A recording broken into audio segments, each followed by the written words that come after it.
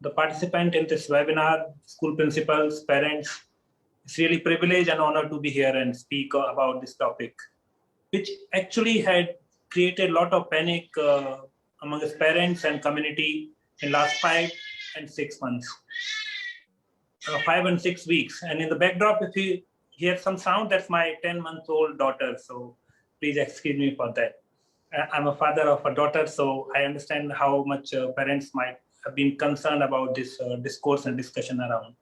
So quickly diving into this area, around second week of May, there was a discourse which started from somewhere unknown that there would be third wave and children would be affected.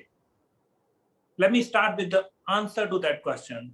There is no scientific or epidemiological evidence that in third wave, which would happen in India, children would be affected. Children are unlikely to be disproportionately affected in third or any subsequent wave. So please be assured that there is no reason to believe, I'm repeating these aspects, there is no reason to believe that any subsequent wave, be third, fourth, or fifth, children are at any increased risk. And there is a very solid science behind it. Many countries, including United States, United Kingdom, have witnessed more than 3 or 4 waves. And in none of those countries, children have been affected disproportionately in third or fourth wave. In fact, the good part is that children do get infected with the virus, but they do not develop severe disease. So children have always been getting infected throughout the period of pandemic, but they do not develop severe disease. And in this pandemic, all we are concerned is moderate to severe disease, which results in hospitalization. Mild illness is not a matter of concern, but even mild illness is very rare in children. So children are not affected by this virus, and that's a good part. How do we know that? So in all the countries across the world, data has been looked at of all the people or total cases of COVID-19. What proportion of infection occurs in children? So before I go into this number or proportion, we need to remember that in India, the proportion of the total population, which is constituted by children, is around 37 to 40%. Essentially, it means that if there are 100 people out of them, 37 to 40 are children younger than 18 years of age. However, if we look at the total number of cases in the mild, moderate, severe, which were confirmed in the country, around 8 to 11% are in the children. So while the proportion of population is around 40%, only 8 to 11 are among us children. So that's the number which we need to remember. So this is really low number. Remaining population, 18 plus, is around 60%, but around 90 to 92% of the total infection are in that population. So adults are more commonly affected rather than children.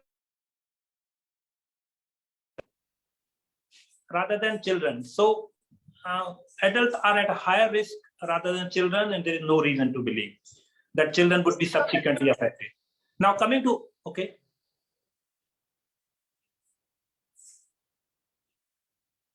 Now there is more evidence to it. So what Government of India did, Government of India analyzed the data from the first wave and the second wave of COVID-19, all the confirmed RT-PCR cases in the country. And they have compared that what is the age distribution of all the cases. And what government has found, and this was in the newspaper 2 days ago, that in all age groups, the proportion of cases reported between the first wave or second wave have always remained similar, which means there is no change in the proportion of cases which have occurred in children or adult or any age group. So in 0 to 10 years of the total cases, only 3.5% of the cases have been reported, while the population 0 to 10 years is around 22-23%. So 23% of the total population, but number of cases are 3% only. Similarly, in 11 to 20 years, the population is around 16% or so, but the proportion of cases in that age group is around 7 to 8%. So children have not been infected that much. So that's one part we need to remember. Children have not been infected in 2 waves, unlikely to be infected in the subsequent wave. Now, even this proportion, somebody can say that is a large proportion. But then key thing is that even when children are infected, they do not develop severe disease. There is a scientific rationale behind that severe disease. They do not develop severe disease. This particular virus, while infect us through the nose and mouth, so it's found in our throat or back of the nose, but to cause moderate to severe disease or even any kind of disease, it needs to reach our lungs. Now, to reach lungs, this virus needs to attach or latch to a particular type of receptors, which are called ACE, angiotensin converting enzyme 2 receptor, ACE2 receptors. Now, good part, and we are fortunate that these receptors are underdeveloped in children. So while children do get infection, they might have virus in their nose and throat, but children do not develop moderate to severe disease because the receptor is underdeveloped in them and they do not develop severe disease. I want to give you a more concrete example, rather which caused some panic, the news about that caused some panic. You might have heard about the news that in Ahmednagar district in Maharashtra, around 9,600 children were infected in month of May. So that news made big headlines. IB channel was playing that news in the month of May. But what that news was, in a sense, misleading. It was misleading because in the same period, in month of May, in Ahmednagar, 86,000 of the total confirmed cases were reported in that district. So of the total cases, number of proportion of infection in children was around 11%. And now remember the figure, children constitute 37% to 40% of population. Overall cases were 11%. Now one can say, okay, 11% is fairly big number. Children are getting infected. There is no doubt about it, children are getting infected. But in the same month or same period of the 9,000 children who got infected, the 2 deaths were reported. Only 2 deaths were reported of the entire 9,000. We need to remember that the case fatality rate or mortality rate in the COVID-19 is around 1.3 to 1.5%. So if 9,000 cases occurs in adults, the expected or unfortunate number of deaths would be around 100 to 150 in that many infections. But on those children which were reported from Ahmednagar district, the number of deaths were only 2. So children are essentially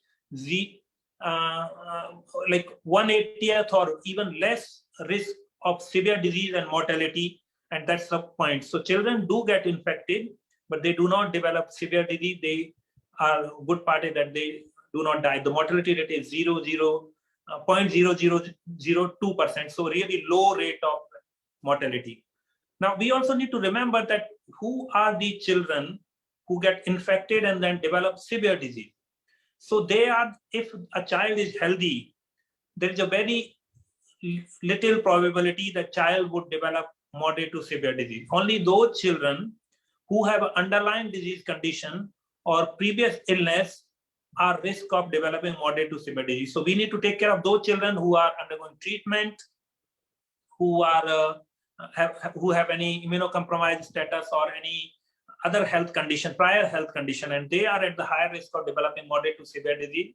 But the infection is only different thing. Developing mild, moderate, and severe disease, the probability in children is very low. Now, I also want to share something which you might have read in last 2 days again. All India Institute of Medical Sciences have conducted a study in 5 parts of the country, including one area of South Delhi. And they collected blood sample and did a sero survey in that population. What they found that as part of sero survey, once sero survey conducted, the antibody are measured, and those antibodies are a proof of this thing, that whether that population or that individual has developed infection or not.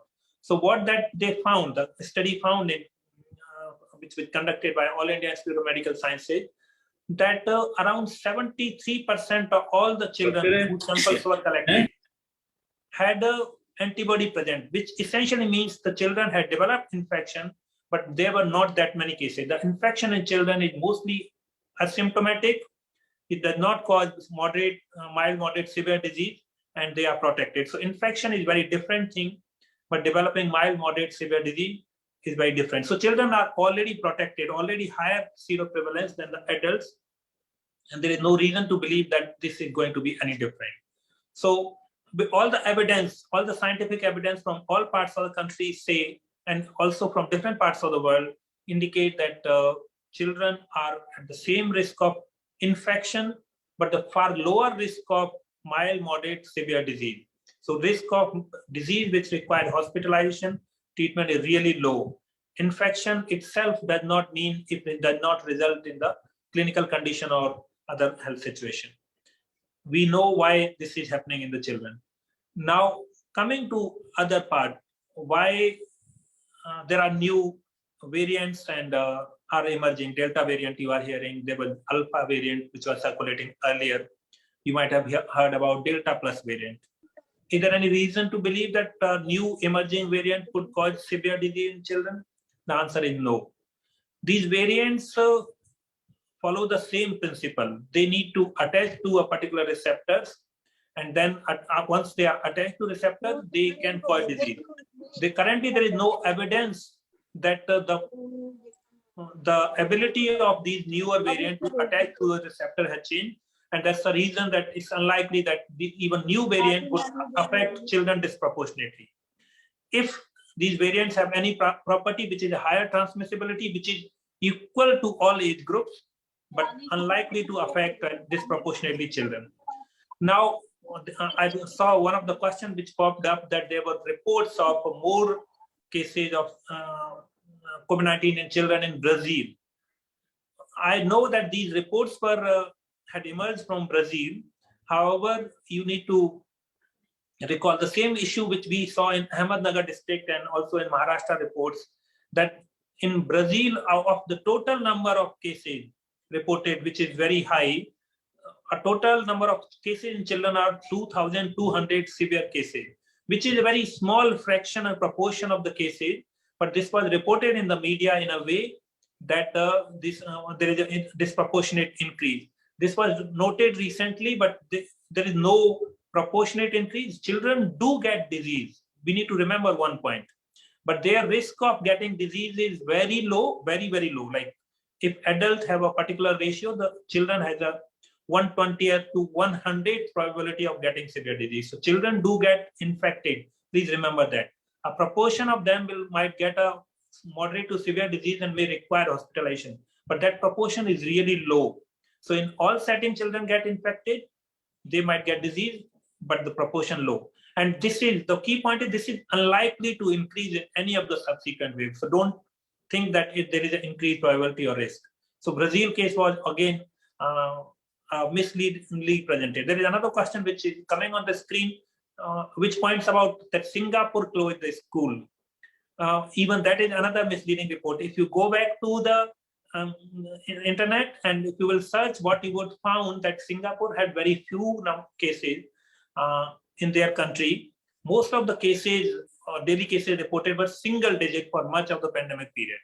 But somewhere around early May, they reported total number of 38 new cases. And most of their cases before those 38 cases reported countrywide in Singapore. Singapore is a small country. Most of the cases before those 38 cases were coming from dormitories. Dormitories are usually places where the migrant workers live and work. But within the local Singapore resident, the number of cases were really small. So when one particular short period, Singapore reported 38 cases, which was for them a really big number. Of those 38 cases, they had 4 cases of children. And on that ground, because for the first time they reported outside that area because of some exposure, those 4 cases, so they temporarily closed the schools. But that was not the reason that it should be considered that there was a drastic increase. There is a possibility of infection, and 4 cases out of 38 cases in a Singaporean system, they consider really high number, but that was not the rise, and that their closure of school and their approach to adopt a public health measure is very different, and that's why they closed the school. So even Singapore case study is not correct, and it was misleadingly presented in newspapers in India. So those are some of the broader principles. Now, all the experts and even leading pediatricians and our particular task force has reviewed all the available evidence. Let's go back to some key principles and let's remember these points.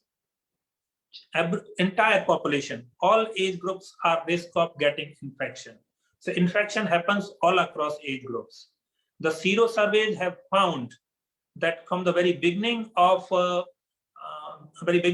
pandemic, children have been getting infected, which they have developed antibodies in a very similar proportion to antibodies in adult population. But what we see that adults, especially those with comorbidities and elderly who get moderate to severe disease, our purpose is to prevent moderate to severe disease. So all age groups get infected. They are getting infected from the very beginning. Second part, our concern is the moderate to severe illness. Only adults and elderly are at higher risk, and even within adults, the adults with comorbidity and elderly are at higher risk of developing severe disease. Children are at very, very low risk of severe disease. There are some analyses which have said that children who are 0 to 10 years, when we compare this age group with the age group of 80 plus, that 80 plus age group is 5,000 times higher risk of severe disease and mortality than children. So that's a kind of difference between the mortality and severity of disease. So children do not get. Third part is that all those reports were misleading. Another example, some of you might have seen that Maharashtra, there was another report which said that Maharashtra reported 97,000 infection in children 0 to 18 years over a period of time. But what was forgotten, that during the same period, Maharashtra reported 29 lakh cases of COVID-19. So essentially, for 37% of the population, they had 3.5% of the cases in that age group. So its probability is really low. Every evidence, no matter which way we look at, children are not at higher risk. There is no probability that children would be at higher risk because there is no change in the virus, no scientific mechanism by which virus works, it has changed. Final part on this, and then I'll touch some other aspect. Some people have argued that since adults have already developed infection, or elderly have also already developed infection, and now they are getting vaccinated, so the risk is that children are the only age group which is not getting vaccinated. So children would develop severe or moderate to severe disease, or would be higher number of cases in subsequent wave. What we need to remember, that first thing is that this idea of third wave especially affecting children is completely wrong. We know that Delhi state or city of Delhi has already witnessed 4 waves. So while national level it was second wave, but Delhi it was 4th wave. So it's not linked to third or 4th wave. It's like there is no change in the virus, so there is no change in the risk to children. Now coming to adults getting vaccinated, will it pose additional risk to children? Answer is no. Because children are already infected and developed antibody, that's one part. But there is more epidemiological answer from United States of America. The answer is that there is a study and data available that US started vaccinating around mid of December 2020. And since then, by early June, United States had covered around 70 to 80% of adult population with at least 1 dose of vaccine. And during that period, they have analyzed the data that how the COVID-19 infection and severe hospitalization had changed over a period of time from start of the vaccination till early June. And they have found that there is no change. Even with the increasing vaccination coverage in the adult population, there is no change in the moderate to severe illness in children at all. It has even same. So what US is at the beginning of early June, India is likely to be in that situation of higher vaccination coverage by November and December. And if this had not happened in US, it will not happen in India. It's the same epidemiological principle. Virus is more or less same. Questions are appearing on the screen that Delta variant and newer mutations, will they affect children more? No, because principle is same. The virus works through attachment to a particular receptor, and that has not changed.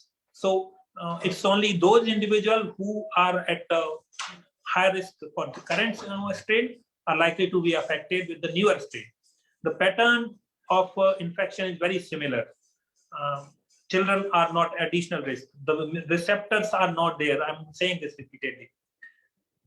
Other questions are appearing, but before I move to the next part of where I would like to talk about vaccines and then opening of schools and then also a bit about masks. So before going to the next part, like there are another set of reports which are appearing in media, and those reports are about multi-system inflammatory syndrome of children. Like this MISC is also another concern. Like it's so widely being reported in media that it appears that it's causing many such cases in the children. We need to remember that this is not a new syndrome. This is not a new disease. It was always been there. It had always been there.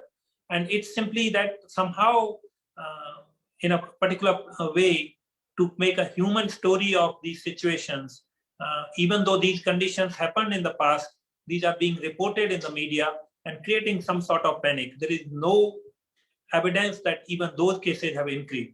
What we need to remember that children with the pre-existing health condition are at a slightly higher risk. This higher risk is far lower than adults, but definitely within the age group of children, if any child has a health condition, was hospitalized in recent period for any other health condition, those children are at higher risk of developing moderate to severe COVID-19 disease, and we need to take care. MISC and other conditions always existed. They are being reported, especially in Hindi media, Hindi newspapers and Hindi news channels, but also in English, and that's unfortunate part. Good, it's generating awareness, but it is also causing panic, but it's not linked to COVID-19. The mutations, I have repeatedly said that is not linked to the, they will cause any special challenge for the children. Coming to the vaccines quickly, because I'm mindful of the time also. So coming to the vaccines, currently the vaccines are licensed for age group 18 years or older in India. There are 3 vaccines now: Covishield, Covaxin, and Sputnik, which will also be started from tomorrow onward. For children, currently no vaccine is licensed in the country, in India. But in other parts of the world, United States, Canada, and some other countries in Europe, the vaccines have been licensed for 12 to 17 years of age group also, and vaccination is started. In India, a few vaccines are being undergoing clinical trial in children, especially Covaxin is undergoing clinical trial for age group of 2 years to 17 years. However, those clinical trials, one thing what we need to remember, that the vaccine is same which is administered to the adult. It's just that they look at the immunogenicity, because no vaccine is licensed unless the trials are done in that particular age group. And that is the reason that this vaccine is being undergoing clinical trial. And once those clinical trial findings are available, usually those clinical trials are not the full clinical trial as done for the original vaccines or the original clinical trials. There are smaller trials on around 500 to 600 children. They look at immunogenicity, they look at safety of the vaccine in this age group. What we need to remember that children are a little more active immune response, have an active immune response, so they give a little higher reaction. So in such kind of clinical trials, mostly it is checked whether the same dose is required as for adults or a reduced dose is required. They also look for the adverse events in those children. So those clinical trials are going on. We can expect that the findings or the results of that study would be available. Those clinical trials would be available by early September or sometimes around that. So then only the vaccine will be considered for licensing. So vaccine for children in India is unlikely to be available before mid-September or late September. That's one part. The broader principles of vaccination remain the same. In all likelihood, these vaccines would be found safe and effective because they work on the same principle. As I said, dosing will be the only challenge. But I also want to flag, and some of the questions which are appearing on the screen are linked to that, the purpose of vaccination in India till now is preventing moderate to severe disease. That's why it's always the prioritization is done for health workers who are at higher risk, then elderly population who are at higher risk of developing moderate to severe disease, then adults with comorbid conditions, Then the next priority comes the 18 to 44 years. Children are then the last priority for vaccination because the risk to the children of moderate to severe disease is lower. That's why they are in the last priority, and that's one reason. But other reason is that vaccine had not been tested or undergone clinical trials. But as some of you are asking here on the screen, I see that since children are the relatively lower risk, then they do we need vaccines for them? The answer is yes. We need vaccines for them, but since vaccines are in finite supply, they should be prioritized initially for the reducing morbidity and mortality with the disease. The purpose of vaccination in children is going to be very different. And that purpose is reducing the transmission in the community, because even though children do not develop severe disease, but since children carry the virus in their nose and throat, and then they can pass on the virus to other children and other members of the family who are unvaccinated. And that is why the children need to be protected once vaccines are available to reduce the transmission of disease. Now, there is another dimension to it. So the immediate priority is vaccinating adult population, because the purpose of adult vaccination reducing morbidity and mortality. These vaccines are known to have a limited effect, not sufficient protective effect on reducing transmission. So person who get vaccination is protected himself, which essentially means that person he or she can will not develop moderate to severe disease, but the person can still have a virus in their nose and throat. Person can still get infection, but they would not develop disease. So that's why the individual who is vaccinated need to keep wearing masks to protect others, because he might have virus and pass on to others. Now with the children, what we want to do, probably those vaccines, there could be an alternative vaccine. The better vaccines or other vaccines might be explored and might be available. Preferred vaccines could be something like a nasal vaccine. You might have heard Prime Minister talked about that. There are research going on nasal vaccine. So for more suitable vaccine for children are likely to be those which prevent children from disease, but also help reducing transmission. So a nasal vaccine is something which will be easy for administration and also can reduce the transmission. And currently there are not that many nasal vaccines. So it's worthwhile to wait to vaccinate children with the right kind of vaccines and protect them, but protect other family members. So there should not be any hurry or rush to vaccinate children in any part of the world. We also need to remember another part, that the pattern of infection and moderate to severe disease in children is very U-shaped. When we say U-shaped, which essentially means the children who are younger than 2 to 3 years are more likely to develop moderate to severe disease than somebody who is 3 years to around 10, 11, 12 years it's the lowest risk. They are like a very, very, very low risk. Somebody who is healthy, 3 years to 11 or 12 years, nearly no risk. And then again, once age start increasing, 12, 13, adolescent age group essentially, the risk of moderate to severe disease increase. So the first priority of vaccinating of that age group, which is a higher risk of moderate to severe disease, and that's why adolescents are being vaccinated. But we also need to remember that even when vaccines will be licensed, those vaccines will be in the limited supply. And India has around 50 crore of 18 years or younger population. Essentially, each one of them require 2 doses, so 100 crores. So it will be a long time before this population group can be vaccinated. So we need to keep expectations real. This population group need to be vaccinated because we, at the end of it, want to reduce the transmission of virus, and that's how the pandemic will be fought. But this is not an urgency. There is a benefit of vaccinating children. So one of the questions which appeared on the screen is whether it is useful, since children do not develop severe disease, whether children need to be vaccinated.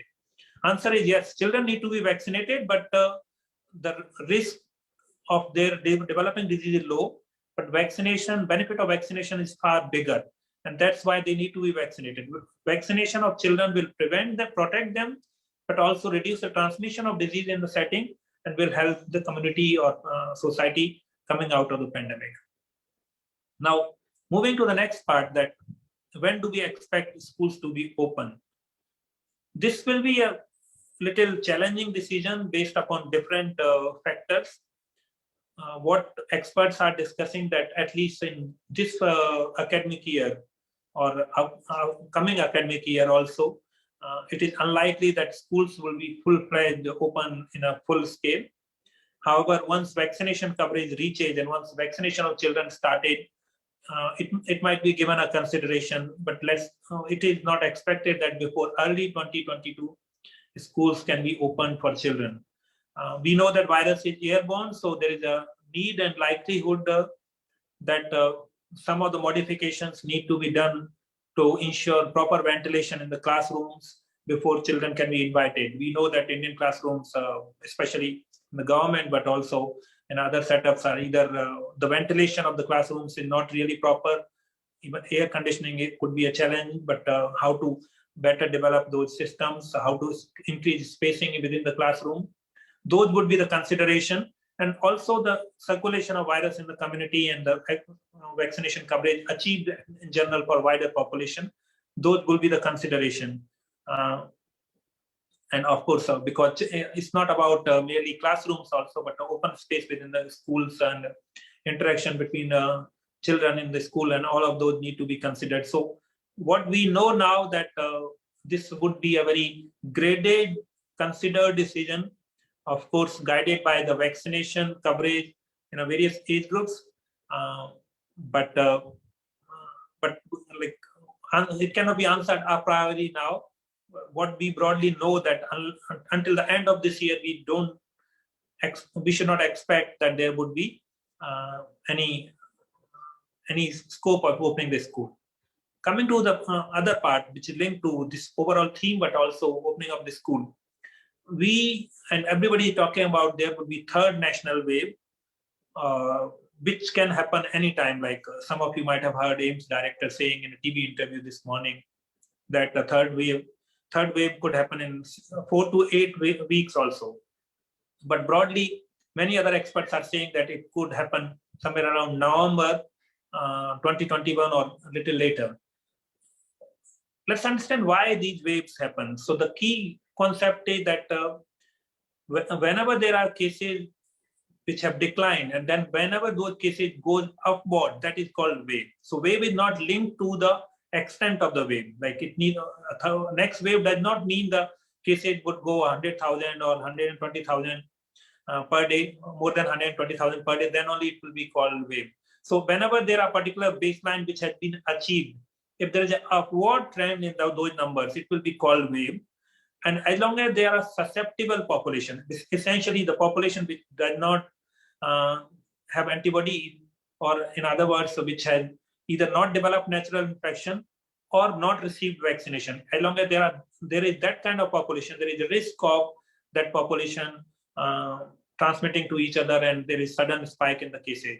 And it is also dependent upon the new strains or variants which emerge.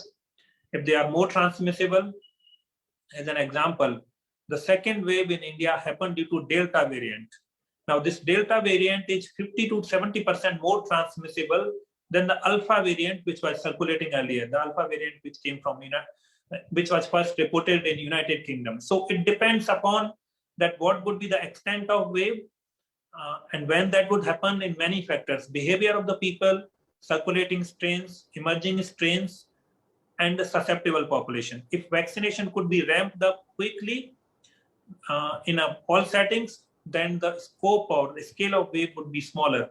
But it is true that there would be a next wave. It could be what we don't know when, and what we don't know what will be the scale of that wave. But as long as virus is circulating, as long as population immunity is not achieved to 80 to 85% of population, either through vaccination or natural infection, it will be a next wave. I did not see that. Yeah. So the final part, I'm coming another 2 minutes and then I'll close. So the final part is that one of the key questions which people ask is about the mask. Who should wear a mask? Yes. So the answer is that anybody, the World Health Organization recommend, and even Government of India recommend that anybody who is older than 5 years should wear mask, preferably double mask when going to crowded places. The masks are not recommended by anybody, any agency or institute for children younger than 2 years of age. The reason is that they require far more oxygen, and their oxygen requirement is far high. And some of the professional associations recommend that masks should be worn by children of 2 years to 5 years. But broad consensus is, global consensus is that anybody who is younger than 5 years need not to wear masks. Also, anybody who cannot take care of himself, herself, or need to be provided care should not be made to wear masks. It should be guided. So especially young children need not to wear masks. They are going outside. Of course, face shield or a simple plain cloth cover can be used, but young children younger than 2 years do not require any such cover.